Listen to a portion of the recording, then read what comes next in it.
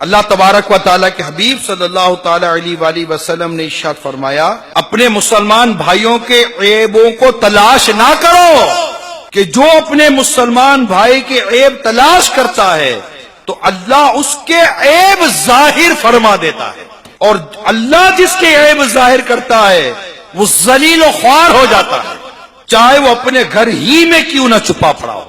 جو اللہ پر ایمان لایا، اللہ نے اس کی عزت کے تحفظ کا اہتمام فرمایا ہے، یعنی جو دین اور اسلام کو قبول کرتا ہے، ہمارا دین اسلام اس کی عزت کی حفاظت فرماتا ہے اور اس کے اصول بیان کرتا ہے۔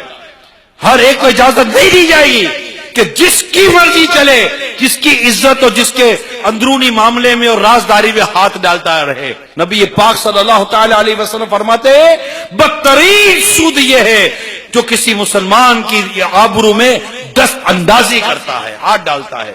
مخالفین ہوتے ہیں، یہ تو بدقسمتی کے ساتھ ڈھونڈ رہے ہوتے ہیں، تو اس کے گھر کا کوئی راز پتہ چل جائے، اس کے کاروبار کا کوئی راز پتہ چل جائے، یار آپ کا کتنا ہی وہ مخالف ہے، آپ کا کتنا ہی کمپیٹیٹر ہے، ایک مسلمان تو ہے یار، تمہیں خدا سے ڈر نہیں لگتا یار کہ تم کسی کی بہو بیٹیوں کو، ماں بہنوں کو، اس کی عزت کو اس طرح بے دردی کے ساتھ پامال کرتے ہو صرف اپنے مفادات حاصل کرنے کے لیے؟ کیا تم ماں بہنوں والے نہیں ہو؟ کیا تم ماں بیٹی والے نہیں ہو؟ کیا تم بچے والے نہیں ہو؟ کیا تمہیں خدا کی ناراضگی سے ڈر نہیں لگتا کہ اگر اللہ ناراض ہوا، میں نے جس طرح فلاں کی بیٹی کو، فلاں کی بیوی کو، فلاں کی بہو کو، فلاں کے بیٹے کو، فلاں کی شخصیت کو جس طرح میں نے اللہ تعالیٰ کی اجازت کے بغیر ذلیل و رسوا کیا، کیا تمہیں ڈر نہیں لگتا کہ اللہ تبارک و تعالیٰ نے اگر تمہارے عیب ظاہر کر دیے اور تمہیں رسوا کر دیا تو تمہیں کون بچائے گا؟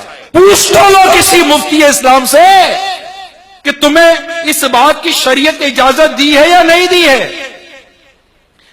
اور بدقسمتی کے ساتھ تم اپنے اس پروفیشن کے پیسے لیتے ہو۔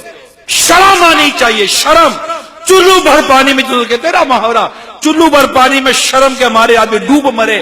میں ایسا گندا اور غلیظ قسم کا انسان ہوں جو بلا اجازت شرعی اللہ کے بندوں کے عیب ڈھونڈتا ہے، ان کی برائیاں ڈھونڈتا ہے، ان کی کمزوریاں ڈھونڈتا ہے، نہ اس کی بیٹی کو چھوڑتا ہے، نہ اس کی بہو کو چھوڑتا ہے، نہ اس کے بیٹوں کو چھوڑتا ہے، نہ اس کے کاروبار کو چھوڑتا ہے، نہ اس کے بچوں کی امی کو چھوڑتا ہے، نہ اس کو چھوڑتا ہے، نہ اس کے گھر بار کو چھوڑتا ہے، ڈھونڈتا رہتا ہے کہیں اس کی کمزوری مل جائے، پرچار کرو، شور مچاؤں، وہ ذلیل ہوگا، میری عزت بڑھے گی۔ ارے تف ہے ایسی عزت پر جو کسی مسلمان کو بلا اجازت شرعی اس کو ذلیل کر کے ملتی ہو۔ تو اگر مسلمان ہو میری بات کو سمجھو، اپنے آپ کو اس بڑے بول سے نکالیے کہ جناب ہم بھی جانتے ہیں۔ ارے کچھ بھی نہیں جانتے، کپڑے ناپاک ہو جانا، آپ پاک کرنا بھی نہیں جانتے۔ آپ خود اپنے کپڑے ناپاک کو پاک نہیں کر سکتے، کسی کے ناپاک کردار کو پاک کیسے کرو گے یار؟ خود آپ کے اندر گناہ اور برائیوں کی ناپاکی بھری ہوئی ہے، کسی اور کو پاک کیسے کرو گے یار؟ آپ کا اپنا دل مسلمانوں کی عزتوں کو پامال کر کر کے گندا ہو گیا، آپ معاشرے کو صاف کیسے کرو گے یار؟